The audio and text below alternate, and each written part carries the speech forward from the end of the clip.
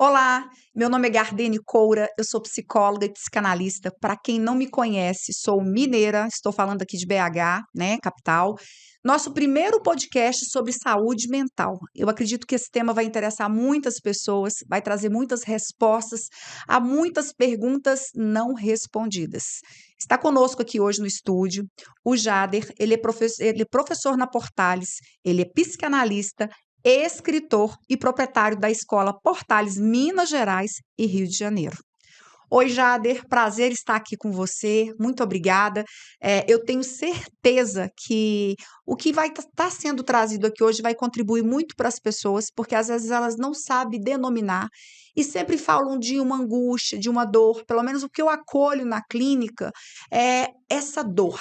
Aí me falta algo, eu tenho um vazio, e a gente sabe muitos comportamentos, às vezes, quando as pessoas não conseguem lidar com esse vazio, o que acaba cometendo, que são os vícios, né? Hoje a gente tem aí a bebida, os jogos, as drogas, o cigarro e tantos outros comportamentos para tentar preencher esse vazio. Até fala assim, ó, a gente não foi feito para ficar sozinho. O que a psicanálise, Jader, entende sobre o medo, a ansiedade e a falta que a gente sente? Como é que você traz isso dentro da clínica? Como é que você trabalha isso com os pacientes? Se é recorrente para você, assim como é muito recorrente para mim, conta um pouquinho. Como é que isso se desenvolve? Muito bem, Gardene, é um prazer, né, estar aqui com você hoje, nesse podcast falando sobre saúde mental. E como você bem disse, né, eu trabalho aí já tem uns 10 anos com a psicanálise, desde quando eu entrei na filosofia em 2015. Então a minha professora já de psicologia da educação já começava a trabalhar essas questões da psicanálise. E eu até costumo dizer que eu não conhecia Freud, né? Eu chamava ele de Freud. Ah, legal. Eu acho que todo aluno que vai começar a estudar psicanálise, psicologia, né? O Freud, e depois a gente vai saber quem de fato é Freud, né? E ali, nós sabemos que a infância ela vai ser permeada por essa angústia, por esse desamparo que vai acontecendo desde o nascimento, né? Eu até gosto de trabalhar com um psicanalista que foi o Otto Rank, que ele tem um texto sobre isso, ele fala sobre o trauma do nascimento, né? Então, o nascer já é traumático, porque até então nós estávamos ali no útero, né, da nossa mãe, um lugar quentinho, escuro, sendo alimentado, e aí nós somos convocados a nascer, né? Uhum, Então, esse nascimento, esse medo, essa ânsia, essa ansiedade, que é natural a todos nós vamos passar por isso. uhum, Agora, como que a gente passa por isso?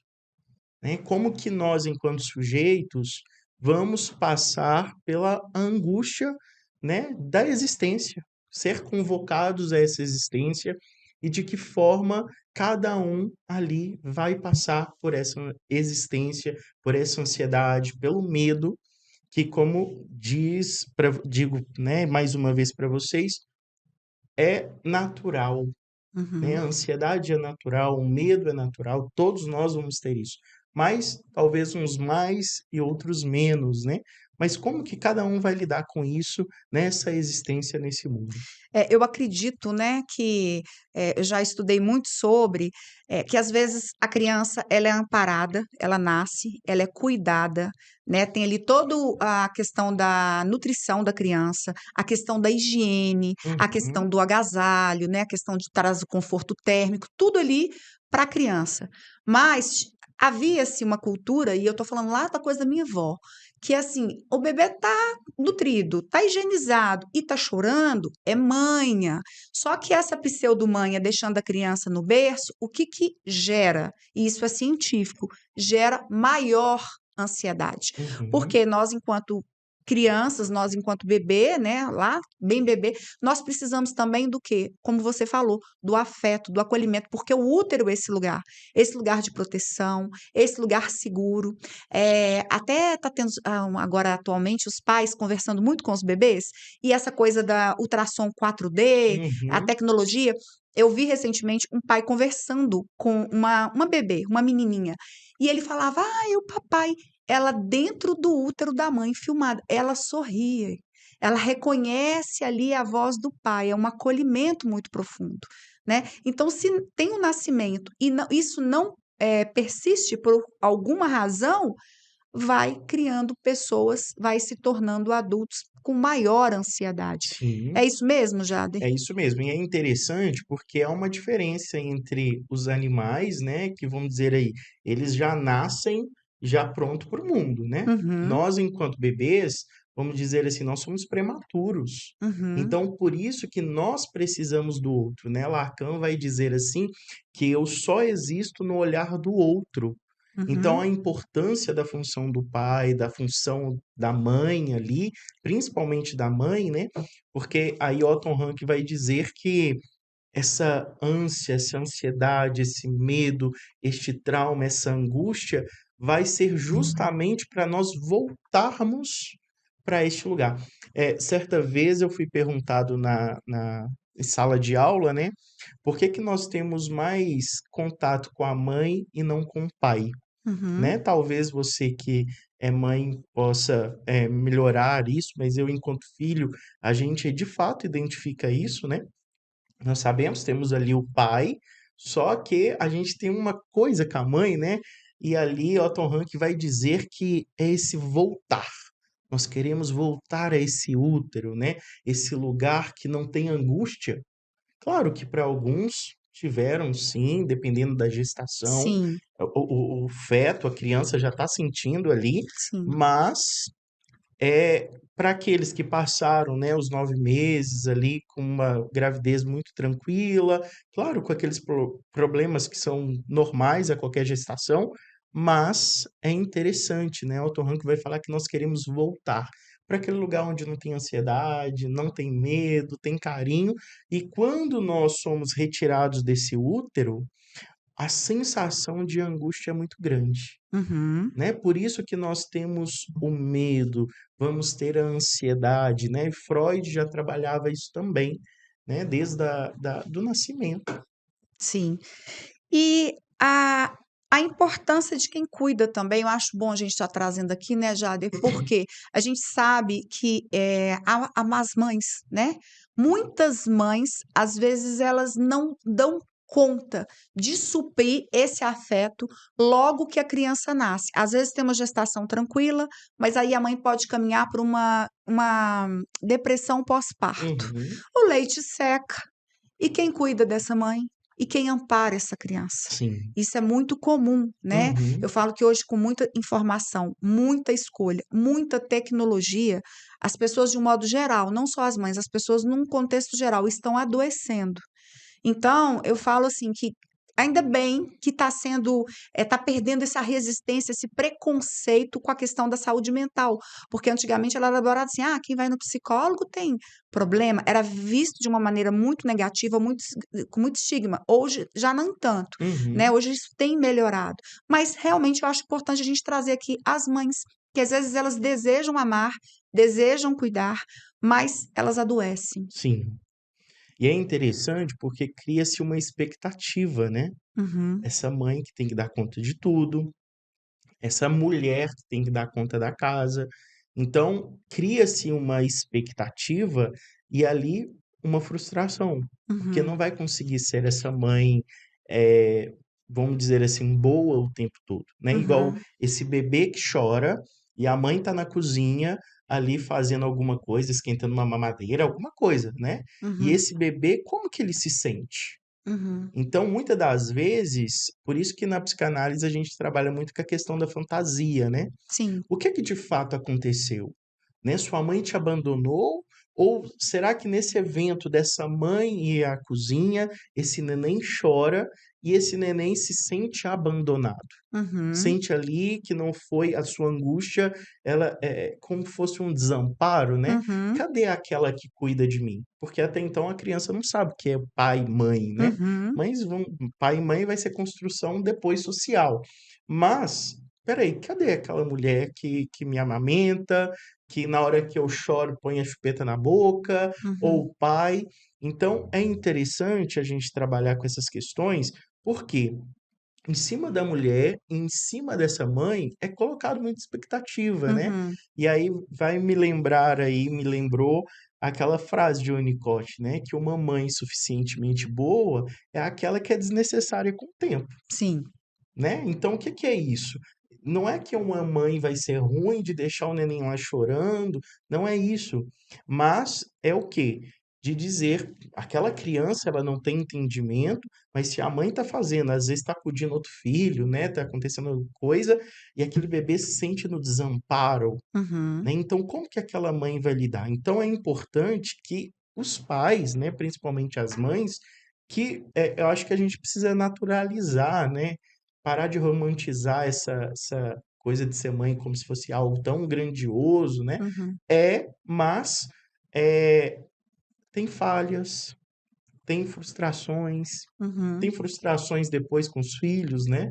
Você pode dizer Uhum. melhor do que Já foi um bebê já também, foi um bebê, já né? passou por isso. Você trazendo isso, eu lembro um estudo na faculdade mesmo. O professor trouxe pra gente Freud, quando ele fazia uma observação no seu neto. A Uhum. filha dele saía para trabalhar. E a criança, Freud sentado olhando o neto.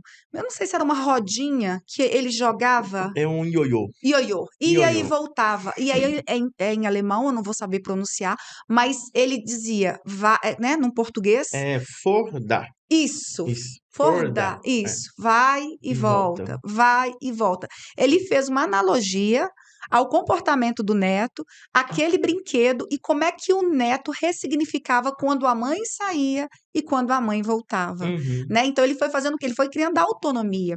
Ele Sim. foi aprendendo que a mãe não era a extensão dele, mas que eles eram indivíduos separados, ainda que muito próximo, com muito acolhimento, mas pessoas distintas, Uhum. né? Então me traz isso assim com muita clareza.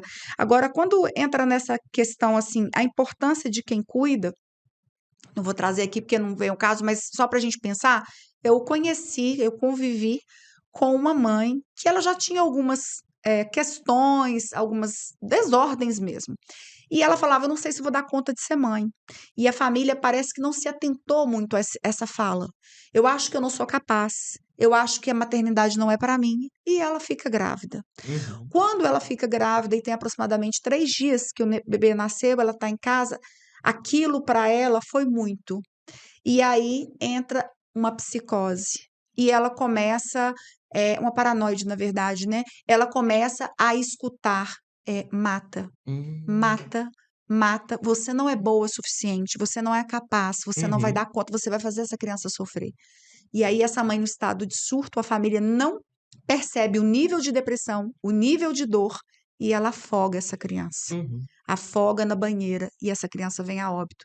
Depois, aí eles acolheram, levaram ela para um hospital especializado, e aí o pai ficou responsável por ela, mas assim, foi desastroso, porque ela era casada, o marido não entendeu aquilo como uma doença, como um surto psicótico, e ele a condenou pelo ato, condenou como se fosse uma criminosa e não como uma pessoa em sofrimento mental. Uhum.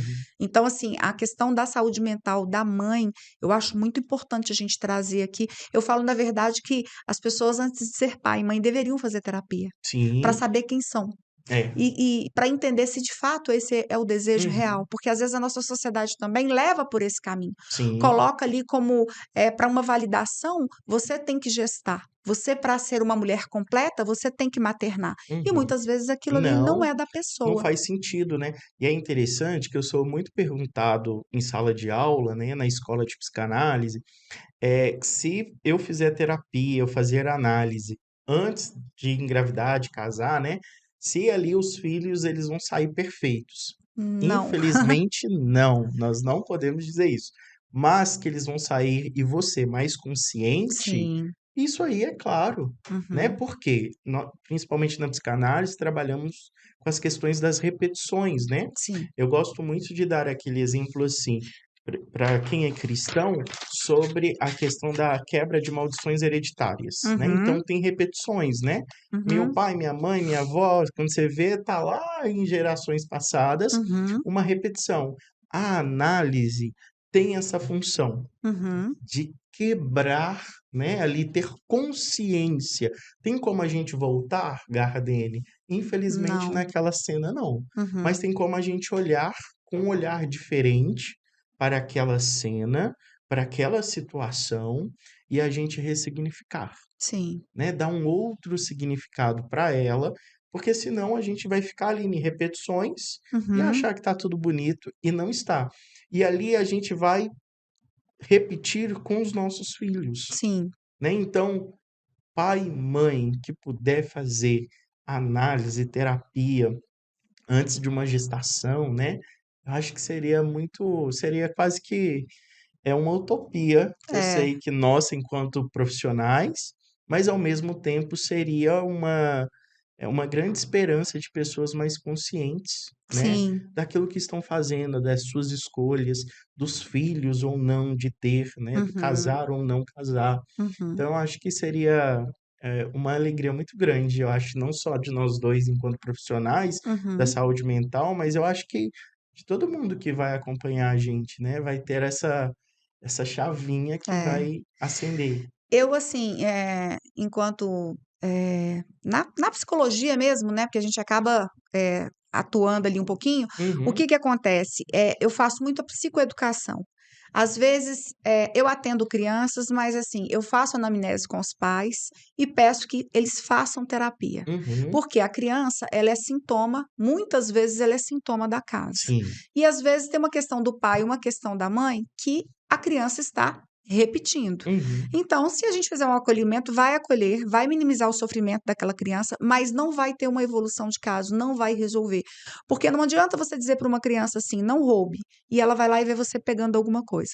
A criança, é o que você falou, a gente vai repetindo comportamentos através da observação, isso. através do olhar. Então, por exemplo, um caso que me chamou muito a atenção dentro da clínica, eu atendi uma menina de 10 anos e essa menina chegava com todo o comportamento de abuso choro, desenho, uma coisa assim. E a gente foi tentando entender o que estava acontecendo ali e não era. A gente não pegava nada de concreto. Ela tinha uma questão com o professor, aí trocou de sala, o comportamento continua. E eu lembro que uma vez, assim, ela me segurou nas minhas roupas e falou: Tia, pelo amor de Deus, eu não quero ir na escola. Então eu falei com o pai assim: olha, trocou de sala, não está resolvendo, de repente a gente vai ter que trocar de escola, a gente tem que entender o que está acontecendo. Mas aí eu convido essa mãe novamente para vir à clínica. Eu falei, eu quero conversar novamente com a sua esposa. E essa criança chorava o dia inteiro. Quando a mãe vem até a clínica, a menina repetia todo o comportamento da mãe. A criança não tinha sofrido abuso, mas a Hum, mãe tinha sofrido abuso. E a mãe não tratou. uhum, E a mãe chorava. E a mãe tinha medo. E a mãe não queria ir para o trabalho. Ela assim, ela copiou exatamente o comportamento da mãe, sim, sabe? Então, assim, por isso que eu falo, olha, não necessariamente comigo, mas tem que estar em terapia, porque às vezes a questão do pai faz travessia com a criança, a questão da mãe faz travessia com a criança. E voltando lá na questão da psicoeducação, eu sugiro livros, até gosto muito daquele livro, As 5 Linguagens do Amor muito da bom. Criança. Uhum, E é em áudio, aí os pais estão no trânsito, pode ouvir, a mãe está lavando a vasilha, pode ouvir, ela vai entender ali a necessidade das palavras de afirmação, do tempo de qualidade, do toque físico, presentes e serviço, uhum, né? Que é até uma das minhas linguagens, e eu acho que é a linguagem que você falou. Familiar é uma coisa que vem da minha avó, da minha mãe, e é muito comigo assim, o ato de servir, sim. o ato de E fazer. é interessante que você está trazendo, eu até estou lendo atualmente um livro também que chama, vamos ver se eu vou lembrar, o livro que eu gostaria que os meus pais tivessem lido para mim. Sim. Uma capinha alaranjada com azul, e ali ele conta muito sobre isso, né. E a gente vai percebendo que hoje o que mais falta dentro do seio familiar é diálogo, né. Uhum, sim. É contar para o filho assim: "Olha, eu fui educado de determinada forma, você é assim que eu a minha linguagem do amor", né. Uhum, Então, quando a gente fica muito preocupado, né, com a criação dos filhos, eu uhum. acho que o diálogo ele é essencial, né, de falar para os filhos, né, porque às vezes, assim, o filho acha que o pai não ama, a mãe não ama, né, igual na minha análise, né, a linguagem de amor do meu pai era pagar conta dentro de casa, trazer comida, nós nunca passamos dificuldade e tal. Só que talvez a minha criança interior tá ali querendo um pai que coloca no colo e tal.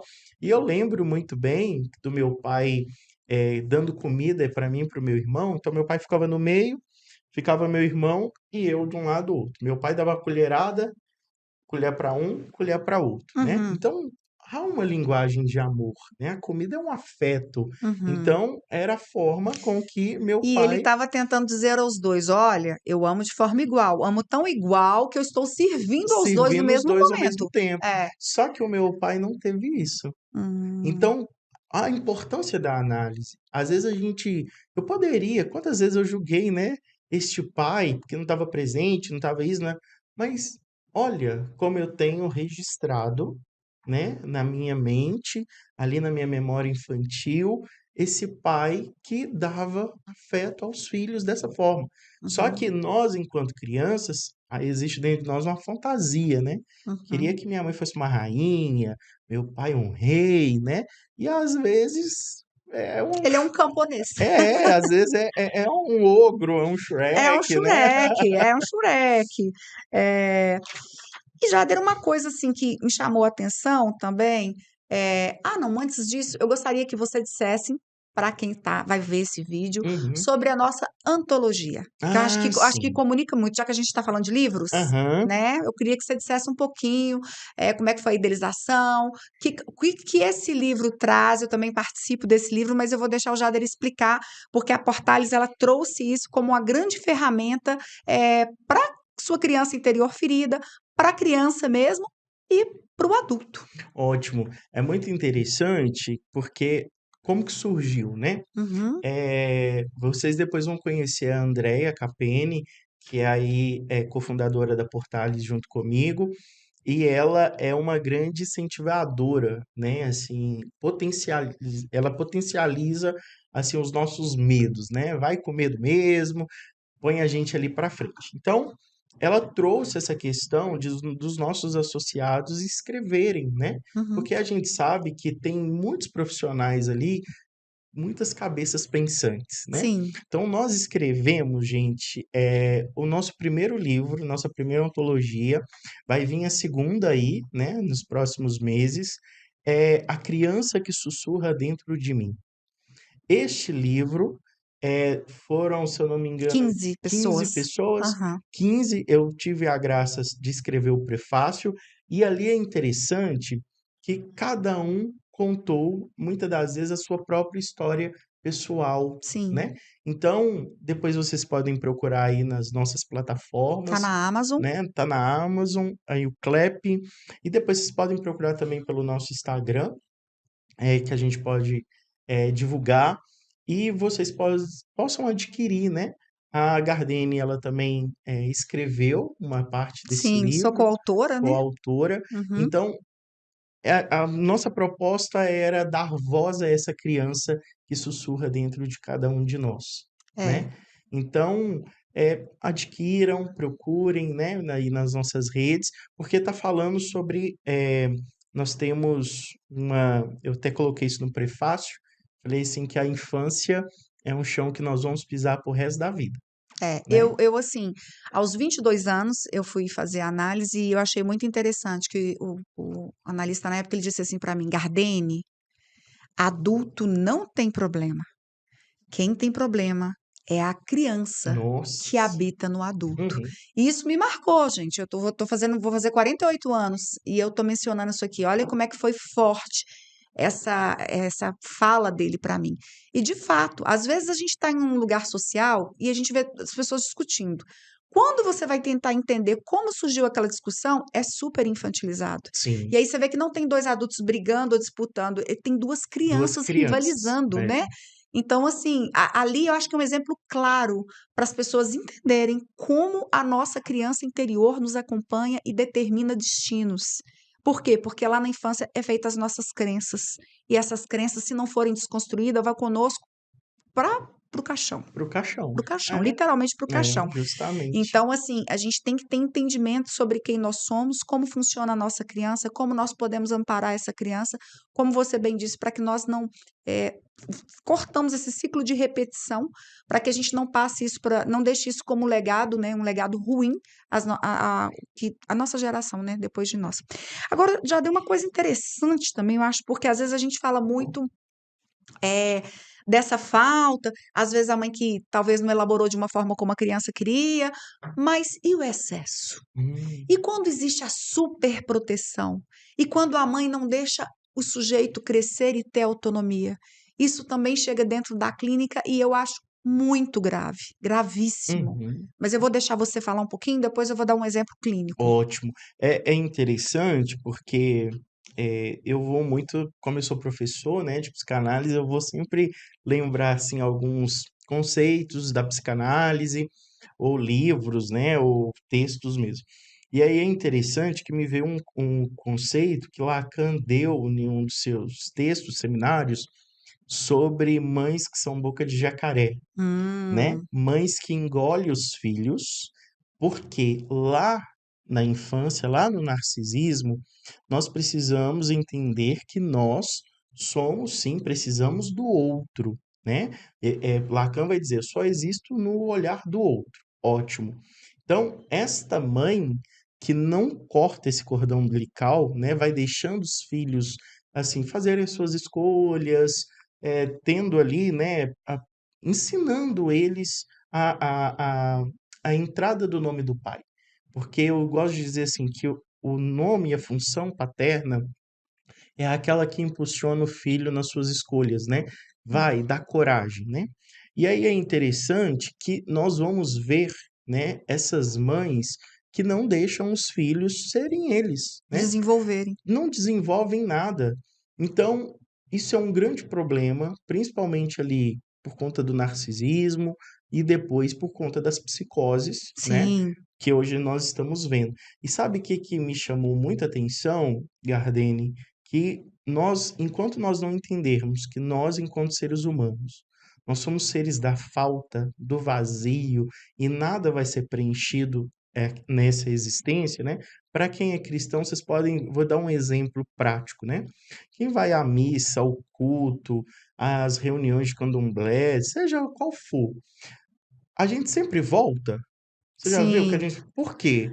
Porque a missa, o culto, aquela reunião não preencheu a gente no todo. Então Uhum. a gente sempre quer mais. Comer, né? Nós estamos aqui tomando café, mas daqui a pouco é um pão de queijo, a gente quer comer alguma coisa. Então são seres do vazio. Na vida psíquica é a mesma coisa. Sim, Só que nós achamos, pela nossa fantasia, que essa mãe sempre vai nos suprir. E essa mãe também quer fazer isso. E ali eu acompanho muitas das vezes mães que se separaram dos pais e elas querem dar tudo aos filhos. Ou até pais e mães que estão juntos falam assim: "Ah, eu quero dar tudo que eu não tive". uhum, Gente, entre aspas, ótimo, que legal, que bom, só que a gente precisa de limite. uhum, Porque este tudo, este excesso, primeiro, que está escondendo uma falta da mãe e do pai. sim, Aí já joga o problema para o filho. sim, E depois, nós precisamos criar sujeitos, né, seres humanos conscientes que nada vai preencher esse vazio. sim, Só que temos uma briga psíquica. Esse pai e essa mãe, principalmente aí a gente sabe que a mãe, né, tem muito disso, que é do afeto. Ai, tadinho, não deixa o menino. Aí o pai tá assim, não, deixa, é. né, deixa ele levantar. Então, a gente Você sabe que está isso existe. estragando essa criança. Existe muito isso, né? A gente É. escuta isso muito. Tem um caso real, na verdade eu poderia citar aqui uns 4 casos, assim, que me ocorreram, mas esse eu vou falar porque eu achei muito forte. Uma mãe de 70 anos, um pai de 83 anos, médico. Um filho de 41 anos, também médico. Esse pai tem um diagnóstico de câncer e não tem o que fazer. Essa mãe cuida desse pai, mas essa mãe tem um AVC aos 70 anos e ela vem a falecer. Uhum. 2 meses depois, esse pai já com câncer, ele vem a falecer. Esse filho de 41 anos sempre dependeu da mãe. Ele casou, divorciou. A mãe ajudou na elaboração da festa. Ele ia alugar uma sala, a mãe opinava. Ele ia fazer um investimento, a mãe opinava. Quando não supria financeiramente, tinha assim uma simbiose mesmo. Uhum. E aí, muito curioso, esse filho de 41 anos não bebia, não fumava, malhava, também médico. Ele passa mal no seu consultório, junto com o seu paciente. Ele cai e desmaia, o paciente o socorre, leva para o hospital. O que que ele tem? Ele tem um AVC. E esse AVC compromete metade do seu corpo. E aí eu acho que quando ele retoma, ele entende que ele estava metade de si paralisado. Eu acho que Uhum. aquilo o assustou. Acho que ele entendeu a dependência, não tendo pai, não tendo mãe, não tendo esposa, o lugar que ele ficaria. Ele se assusta, eu acredito dessa forma, e ele tem outra isquemia. E ele vem a falecer. 41 anos, 8 meses depois que tinha falecido a sua mãe. E o mais marcante é que eu ouvi de uma pessoa assim: agora, o que eu me preocupo é com ele, e falou o nome dele, porque sempre teve uma conexão absurda com a mãe. Como ele vai agora lidar, caminhar sem essa mãe? E a fala Uhum. dele, ele era saudável. A fala dele é: como eu vou fazer sem ela? E aí depois ela está me fazendo muita falta, muita falta, muita falta. E ele veio a falecer. Então, assim, eu tenho vários casos que eu poderia dizer. Esse me chama muita atenção, e outro de um jovem de 25 anos que a mãe faz tudo para ele o tempo inteiro. Então, assim, a mãe quer que ele tire a carteira, ela vai pagar. A mãe quer que ele compre um carro, ela vai pagar. A mãe, ele entrou na faculdade, todas as despesas ali, a mãe vai pagar. Tudo que ele quer, um celular, uma roupa, a mãe vai provendo. Conclusão: nunca trabalhou, repete semestre na faculdade, fica isolado dentro do quarto e não dá conta de olhar para os seus irmãos. Que os seus irmãos, depois de um outro relacionamento, eles trabalham, eles estudam, eles namoram, e ele não dá conta de lidar com Uhum. isso. Ele tem uma frustração muito grande. Mas o que que eu entendo? O excesso de proteção foi tão grande que não deixou errar, não deixou aprender, não deixou tentar ver o que que é um emprego, independente do valor, mas para ter uma experiência social, uma experiência, né, profissional, na verdade, nada ali. Por quê? Porque nada estava, como é que eu posso dizer? Para ele. Era Uhum. pouco demais para ele. Ele Sim. merecia algo maior, melhor. Não deixa ele aprender, ele se desenvolver, ele crescer. Uhum. Faz todas as escolhas para ele. Sim. E aí a frustração é tão grande que aos 25 anos, já desde os 22 com pressão alta, tomando medicamento controlado, e ficando no isolamento muito grande dentro do quarto com uma depressão de grau maior. Então, assim, às vezes ele uma superproteção adoeceu Uhum. e ele não consegue ir para a vida. E ele não consegue ter autonomia. E ele tem uma grande frustração. Tem outro caso também de uma médica que a mãe quis que ela fosse médica. E a mãe vai para terapia e a terapeuta fala com ela: olha, você deve deixar ela ter as próprias experiências. Ela quer mudar, deixa ela mudar. Ela quer trabalhar, deixa ela trabalhar. Mas controla tudo. E aí fala assim: eu acho ela diferente. E aí, quando ela vem para a clínica, eu não vejo um diagnóstico como a mãe acreditava de um autismo. Eu vejo uma adulta muito sufocada, que nunca namorou, que nunca trabalhou, que estudando medicina, medicina, medicina. Eu odeio medicina. Eu tô indo para a ortopedia, que é o menos pior. Eu estou nesse lugar porque minha mãe quis que eu estivesse. Hum. Os meus pais já investiram dinheiro demais. Parece que a cada semestre são 300 mil reais. E ela fica nessa culpa de dar um respaldo. Eu tenho que trabalhar para pagar os meus pais, afinal de contas, meus pais investiram em mim. E a vida passando.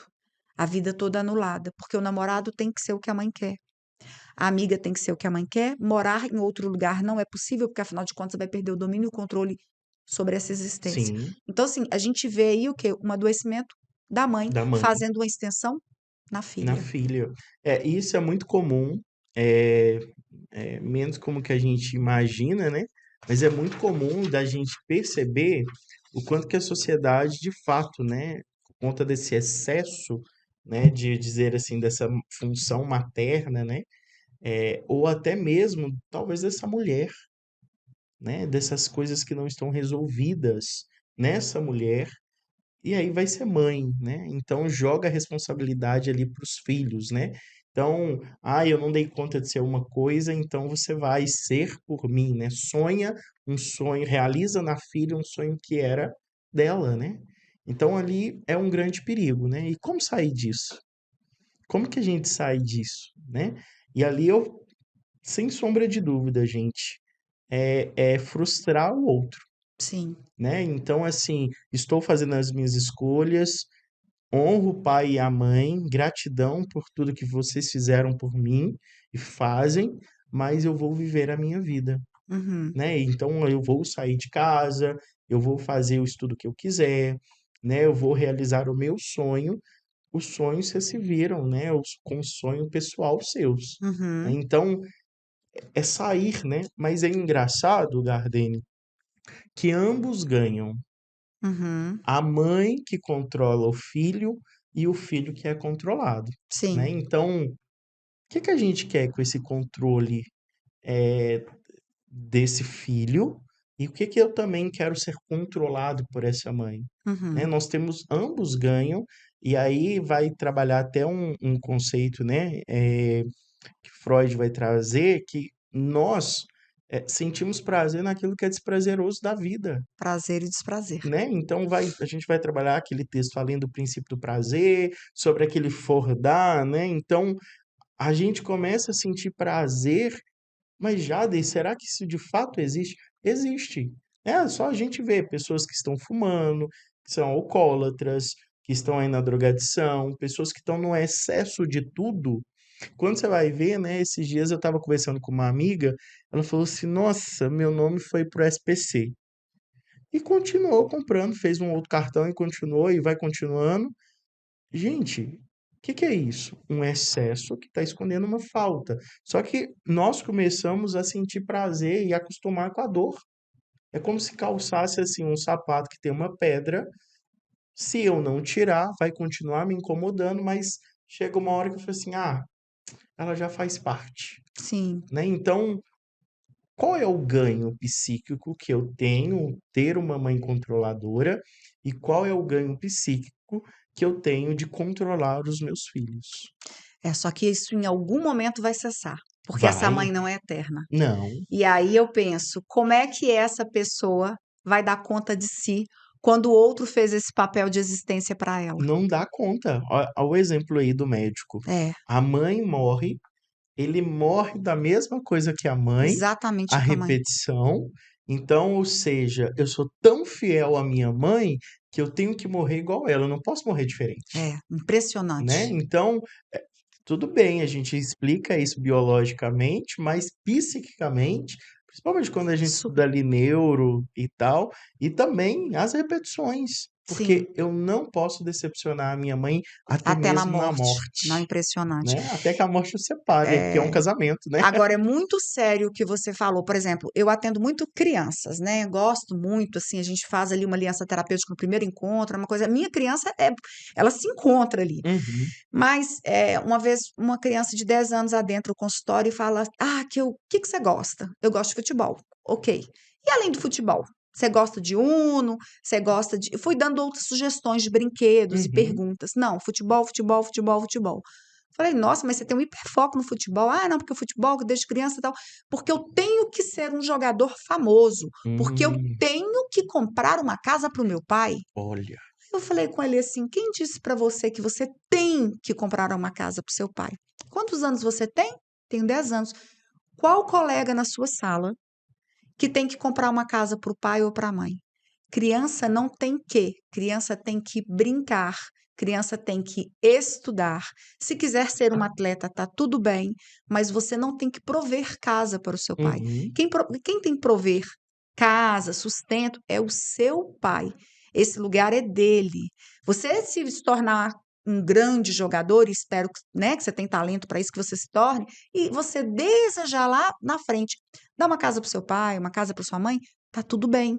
Tá tudo bem você presentear, mas isso não pode ser uma obrigação. O ter que é pesado demais para uma sim, criança de 10 anos. E ele me olhou e falei: você não tem que comprar casa para o seu pai. Você tem que brincar, você tem que estudar, jogar, e se acontecer, você dá como presente, uhum, mas não obrigação. E aí, quando você vai fazer são pais separados, quando você vai fazer a anamnese, O pai realmente teve uma frustração do futebol. Ele Hum, não foi o que ele gostaria, mas além de projetar no filho, ele incute uma dor, uma responsabilidade, um peso, assim, real, real. Dele estar em 5 clubes de futebol, dele treinar de domingo a domingo, dele não ter lazer, dele não brincar, dele não shopping, nada. É futebol, futebol, escola, futebol, futebol, futebol. Então, assim, você vê como é que quando não cura, como é que repete e como é que se torna uma neurose. uma neuro é interessante porque causa no filho, numa criança de 10 anos, uma dívida, né? Uhum. Essa criança, se ela não elabora isso, ela vai ter uma dívida e, por algum motivo, se ela não consegue dar essa casa para o pai, é uma dívida eterna, Pois é, né? Então, a importância daquilo que a gente fala com os nossos filhos, sim. né? Então, é isso. A criança foi feita para brincar, né? Ali para fantasia, né? Mas muitos, hoje eu falo isso, né? Esses excessos, principalmente em escolas, como que esses pais, né? Eles estão no excesso, né? A gente vai percebendo. Eu já dei aula em escola particular e o filho fica o dia inteiro na escola, tem espanhol, tem inglês, tem isso, tem aquilo. O menino tem que ser alguma coisa, né? Então é um excesso. Chega, sai de casa às 6h30, chega às 21h, Uhum. né? Qual é o momento que essa criança tem de viver com a família, Sim. né? Então esse excesso é para quê? É para não ter contato com esse filho? É para não brincar com esse filho, Ou a né? maneira de exercer um narcisismo nesse filho, criando ele como um dourado. Justamente. Então, essa criança vai ser intocável, Uhum. né? Então, a gente precisa, eu acho, voltar mesmo, né, às origens ali da infância, né? Esses dias eu saindo, fui na padaria e vi, assim, umas 15 crianças brincando na rua de casa e eu achei aquilo, assim, tão fantástico, né? Porque a gente precisa voltar, né? A origem, a brincar, menino que machuca mesmo na rua, aquela briga, né, de disputa pela bola. E aqui é interessante, essa criança dourada que a Gardene está dizendo, talvez é aquela criança que é a dona da bola, e na hora que ela irrita ali, ela passa a mão na bola e acabou a brincadeira, É. né? E porque os pais não ensinam a viver em comunidade, sociedade, porque dentro de casa não vivem isso. Uhum. Na escola, cada um, principalmente escola particular, cada um no seu quadrado, cada um com seu iPhone, cada um com sua lancheira ou indo ali comprar, mas a gente não está vivendo mais essa comunidade, esse contato, nem com a família e muito menos com amigos, né? A gente está vendo aí uma geração, né? Adoecida, Quantos milhões de pessoas nós temos no mundo? 8 milhões? eu acho que é uma. Uma coisa parecida, né? É. Um trem assim. Uhum. É, mas ao mesmo tempo, quantas pessoas na sua clínica hoje, Gardene, fala assim: eu estou sozinho, eu estou sozinha. Nós estamos povoados, cheio de gente, mas ao mesmo tempo se sentindo sozinhos. Sim, É para a gente se questionar, sim. porque nós temos, não tem amizade, não tem elo, não tem vínculo, sempre está no desamparo, né? Sempre correndo. E aí, nossa, eu tô na correria aqui, daqui a pouco eu te ligo, daqui a pouco eu te mando mensagem. Tá correndo para onde? Tá correndo para quê? Ah, para fazer patrimônio, mas vai desfrutar desse patrimônio? Vai ter tempo para isso? Porque É, afinal de contas é uma compulsão. e aí é interessante. Eu, nesses 10 anos que eu estudo psicanálise, eu também, às vezes, eu me faço essa pergunta, né? Será que não é para eu morrer mais rápido? Não é uma pulsão de morte? É. Nessa correria, a gente não tem feito as coisas direito, né? Então, sempre tá Também que ali, esse excesso de trabalho, esse, esse excesso de trabalho é uma pulsão de é uma morte. pulsão de A morte. pessoa não se olha, não se cuida com É, leveza como deveria. Agora, acerca da criança, eu acho muito importante o que você trouxe aqui, porque eu até li, eu até busquei aqui, não vou lembrar a referência, mas é Freud que diz o seguinte: a criança que não brinca, ela faz crise e ela gera ansiedade. uhum, Ou ela fica muito tímida. Eu tenho um caso de uma criança assim. É, eu fui brincando, brincando, brincando, mas na primeira sessão eu quase brinquei sozinha. A criança, ela não interagia. Sim. Por quê? Também uma adultização, Uhum. um mini adulto na minha frente. E Sim. ele não é o único caso, eu tenho outros casos também. A gente está investigando até altas habilidades, mas nesse caso específico, essa criança vive tanto a vida do pai que ele não tem comportamento de criança. E ele era o quê? Silencioso, calado. E ele vai para a clínica para entender que ele é uma criança e que, como criança, faz parte do desenvolvimento psíquico dele brincar. Por quê? Por que que a criança brinca? A criança brinca para gerar criatividade, onde ela mesma ali com os brinquedos dela, ela gera questões que ela tem que resolver. Exemplo, eu quando era criança, eu brincava na rua. E eu não dispunha de muito brinquedo. Eu vim de uma Uhum. família humilde, a rua onde eu morava era interior de Minas Gerais, não tinha nem asfalto. A gente vai fazer uma casinha. A gente pegava água, pegava a terra, fazia a casinha, buscava galhos para fazer um portão, para fazer um muro, e ali a criatividade ia, ah, essa pedrinha vai ser minha porta, minha janela, isso, e ali acontecia. Então, eu criava uma demanda, uma necessidade, e eu resolvia aquela necessidade. O brincar é isso, é um ensaio para a vida adulta. Sim. Na verdade, você está brincando ali, você está no lúdico, mas quando se torna adulto, você tem capacidade de resolver, às vezes, uma divergência até num ambiente de trabalho, porque você foi criativo lá na sua infância. Mas com as telas, com os pais que super protegem, uma educação de culpa, uma educação que, como você falou, eu não tenho, eu vou dar tudo que eu não tive para os meus filhos. Eu acho que criança, igual tá chegando criança para mim com 8, 9 anos de idade, tomando medicamento, porque tá fazendo síndrome do pânico. Síndrome do pânico, há um tempo atrás, nós víamos em adulto. É assim, é muito. Eu fico triste quando eu vejo, porque é uma criança que está fazendo crise, síndrome do pânico. Sim. Então, assim, nesse todo esse contexto social que a gente está vivendo, né? E se perdeu essa coisa do brincar. Não sei assim como vai gerar criatividade, porque está na tela com tudo pronto também. Sim. Então, É. assim, é bem complexo o que a gente está vivendo. E é interessante porque nós estamos vendo crianças e adultos, né, por este mesmo caminho. Eu, quando professor, quando eu dou algum trabalho para que os alunos ali façam na psicanálise, eu até falo, gente, pode ver resposta no chat GPT, pode tudo, só que a importância de você, mesmo falando assim, olha, eu errei, mas eu tentei, né? Uhum, Porque parece que errar é uma coisa de outro mundo, né. sim. Enquanto isso é humano, isso faz parte da humanidade. Então, criança com pais controladores, autoritários demais, né, você acha que vai ter ali possibilidade dessa criança errar? Vai ter possibilidade dessa criança brincar, escolher, né. Então, a mãe diz assim: "É isso aqui, pronto, acabou". Não dá opções para aquele filho, né. Eu falo isso muito, principalmente quando a gente atende crianças, né.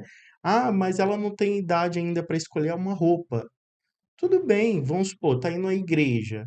Tem uma roupa para gente ir à igreja. Então dá as opções para aquela criança, Para que ela escolha. ela escolha aquelas opções que você colocou um limite. Uhum, Né, isso não quer dizer que você está tirando a sua autoridade, mas você está dizendo para ele: "Ó, nós temos um limite e esse limite não pode ser ultrapassado".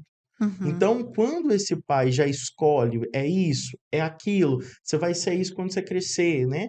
Então parece que a gente não pode frustrar os pais, ter uma dívida eterna, e Uhum. ali a gente vai ver adultos, né, trabalhando. Eu também tenho um amigo que é médico, os pais são médicos, donos de um hospital em Belo Horizonte. Ele é médico e ele falou, né? Se você me encontrar, eu até brinco com ele, que se eu precisar de ir numa UPA e ele estiver, sinceramente, eu não vou ser atendido por ele.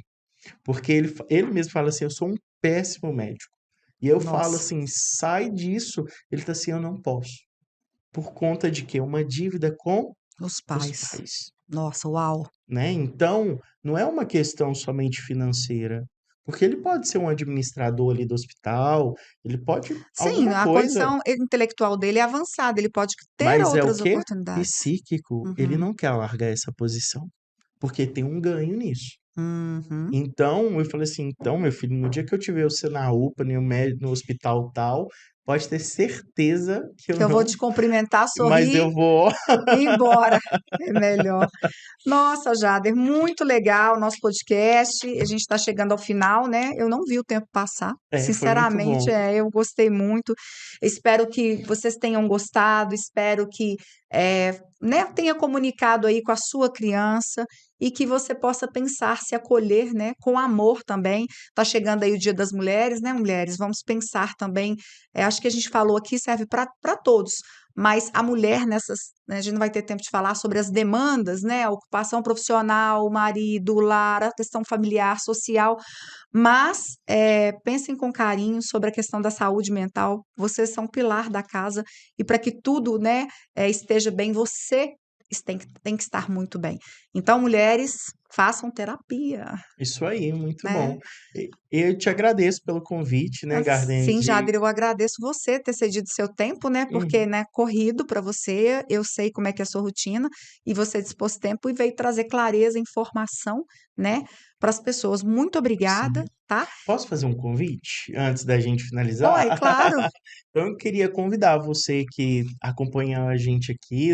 Acredito que vamos ter outras oportunidades, mas a Sociedade Portal está abrindo aí turmas no Rio de Janeiro. A aula vai começar agora dia 14 de março, lá na Tijuca. Então, Uhum, estou indo para lá.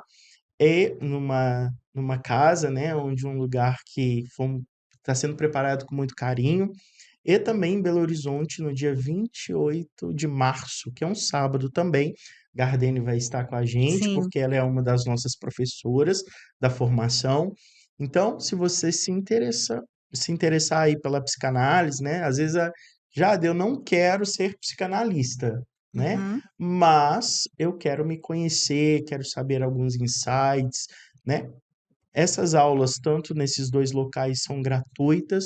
Faça a inscrição, procura a gente pelas nossas redes e você será muito bem-vindo, né? É muito bom. Aproveitando aí que você falou das redes, deixa para as pessoas o endereço para Ah, encontrar a ótimo. sociedade. Tá. O nosso Instagram da Sociedade Portales é SBP Portales com dois L's, que é o Instagram, e também nós temos a nossa página no YouTube, e o meu Instagram é @jadermurce, Murce, psicanalista. Bacana. Bom, Bom, Gardene Coura, vou deixar para vocês aí meu e-mail, gardenecoura@hotmail.com.